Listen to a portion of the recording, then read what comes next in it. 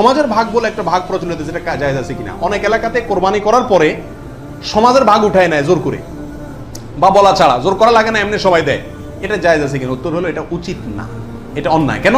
কারণ আমরা 5 জন মিলে একটা গরুতে অংশগ্রহণ করলাম, দিলাম, এখন সমাজে এক ভাগ নিয়ে তাদের মতো গরিবকেই দিল তারা, কিন্তু আমার হয়তো অন্য গরিব আছে, আত্মীয় স্বজন, আমি তাদেরকে দেবো, কিন্তু তারা তো তাদের মতো দিচ্ছে। এটা উচিত না। আমার গোষ্ঠটা আমি কি করবো না করবো সম্পূর্ণ আমাকে স্বাধীনতা দিয়েছে ইসলাম, বিধায় সেখানে এরকম অঘোষিতভাবে চাঁদাবাজি বা হয়তো অনেকে সন্তুষ্ট হয়ে দেয়, কিন্তু কারোর মনে অসন্তুষ্ট থাকতে পারে। যদি থাকে তাহলে এটা জটিলতা দেখা দিবে। এই জন্য কি হবে না, এটা উচিত হবে না। যার যারটা তাকে ভাগ করতে দেওয়া উচিত এবং উত্তম।